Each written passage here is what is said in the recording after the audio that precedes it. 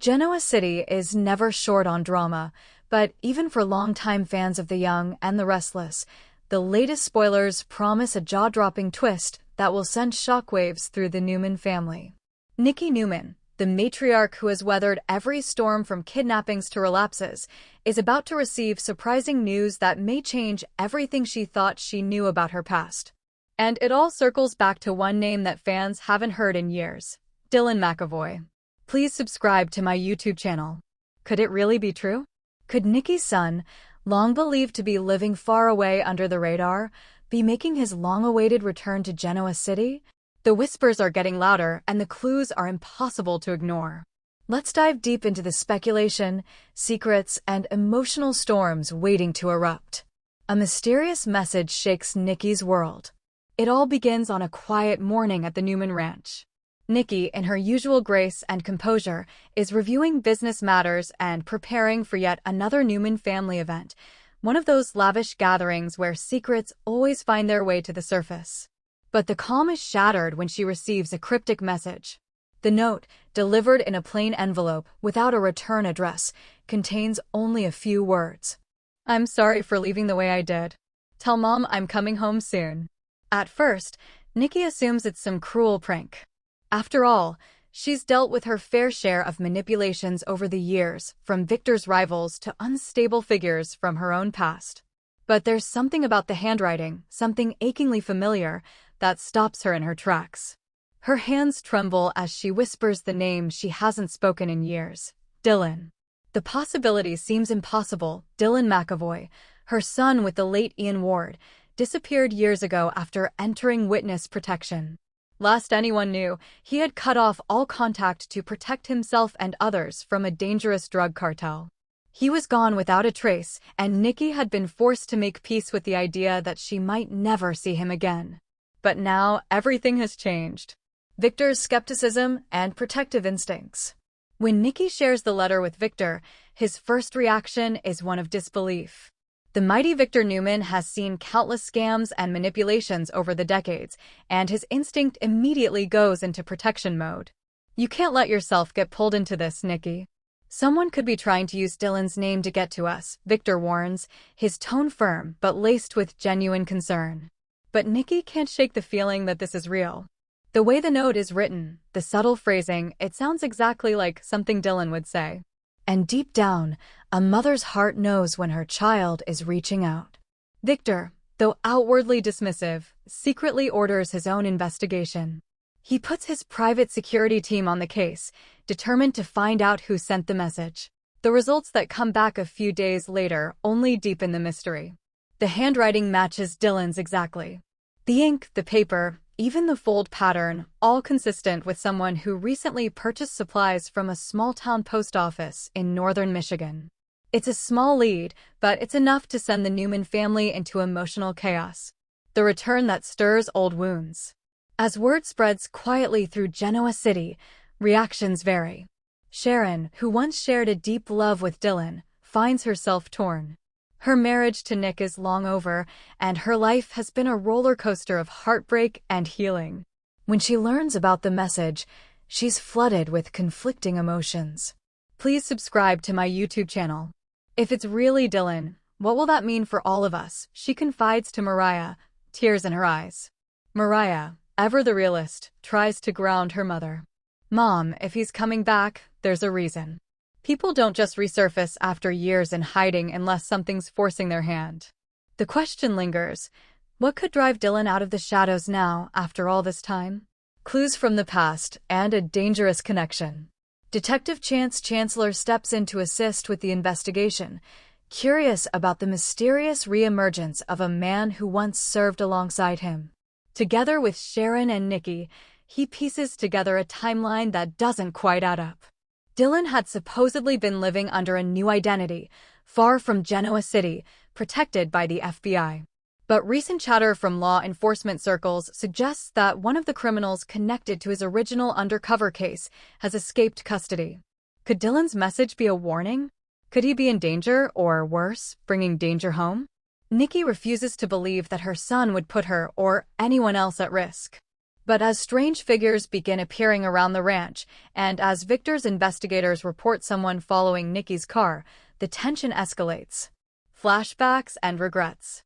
As Nikki waits for answers, memories flood her mind of holding Dylan for the first time, of the years she lost not knowing he existed, and of the brief time they shared before he vanished. In one emotional scene, Nikki sits in the dimly lit living room of the Newman Ranch, holding an old photograph of her son in uniform. "I should have fought harder for you," she whispers. "You've always been my greatest heartbreak." Melody Thomas Scott, who has portrayed Nikki for decades, would undoubtedly deliver a powerhouse performance in this arc, mixing maternal instinct, guilt, and hope in a way that only she can. Sharon faces the past. Meanwhile, Sharon is struggling. She's moved on in some ways, but the thought of seeing Dylan again reopens wounds she thought had healed. She remembers their quiet moments together, his patience, his loyalty, his calm strength. But she also remembers the pain of his sudden departure. When she visits Crimson Lights late one night, she finds a single white rose placed on her counter with a note attached. "I never stopped thinking about you. D." Her breath catches. Could he be in town already? The following day, she confides in Chance, who becomes even more determined to find Dylan before something or someone else does. Victor's war on secrets. Victor's investigation soon leads him to a shocking discovery. A shadowy figure using the alias David Mack checked into a motel just outside Genoa City. The name is a clear nod to Dylan's past identity. When Victor confronts the man, expecting a reunion, he's met instead by a chilling encounter. The man flees, leading to a tense chase through the back roads of Wisconsin. But before Victor's team can capture him, he disappears, leaving behind a bag containing a burner phone and a photograph of Nikki. Please subscribe to my YouTube channel. The photo isn't new, it's been taken within the last week. Someone has been watching her. This revelation sends the Newman family into lockdown mode. Nikki is shaken, but she refuses to hide. "If Dylan's in trouble, I won't turn my back on him," she declares, her voice trembling but resolute. The emotional reunion. After weeks of tension, heartbreak, and speculation, the long-awaited moment finally arrives. Nikki is at the ranch one evening when the power flickers and goes out. She calls Victor's name, but the house is silent. Then she hears footsteps behind her. Slowly turning, she sees a figure standing in the doorway, tall, familiar, but changed. His face is rugged, marked by years of hardship, but his eyes are unmistakable. "Mom," he says softly. Nikki drops the glass in her hand and rushes forward, tears streaming down her face. "Dylan, it's really you?" He nods, and they embrace, a reunion years in the making. But even as they hold each other, there's a shadow in Dylan's eyes. "I didn't come back just to say hello," he tells her. "They found me. And now, they're coming for you." The thread unfolds. Dylan's return isn't just emotional, it's explosive. He reveals that one of the cartel members he helped put away has escaped and vowed revenge on everyone connected to the case. For years, Dylan has lived in hiding, always moving, always watching his back. But now his cover has been blown, and the only way to protect his loved ones is to face the threat head-on. Victor, always ready for a fight, vows to protect his family. He immediately sets up security around the ranch and begins plotting how to neutralize the threat. But Dylan's reappearance also stirs up tension between Victor and Nikki. She's thrilled to have her son home, but Victor can't shake the suspicion that Dylan's return could bring devastation. "You should have stayed away," Victor says grimly. "And let them hurt her?" Dylan fires back. "Never." The tension between the two men is palpable, two strong-willed protectors who love the same woman, but have very different ways of keeping her safe. Sharon and Dylan reconnect. While the Newman family braces for danger, Sharon and Dylan share a quiet, emotional reunion at Crimson Lights. "You disappeared without a word," Sharon says, her voice cracking. "I had to," Dylan replies. "If I'd stayed, you might have been killed." Their conversation is filled with heartbreak and nostalgia. Sharon confesses that a part of her heart never moved on, and Dylan admits that he's thought about her every day. But just when it seems like old feelings might reignite, Dylan reveals something shocking: he's not staying. Please subscribe to my YouTube channel. Once this is over, I have to leave again. I've already brought too much danger here. Tears fall as Sharon realizes that their love, once again, is doomed by circumstance. Showdown at the ranch. The cartel's men finally track Dylan to Genoa City, leading to a suspenseful showdown at the Newman Ranch. In a scene filled with action and emotion, Dylan and Victor work together, despite their differences, to protect Nikki.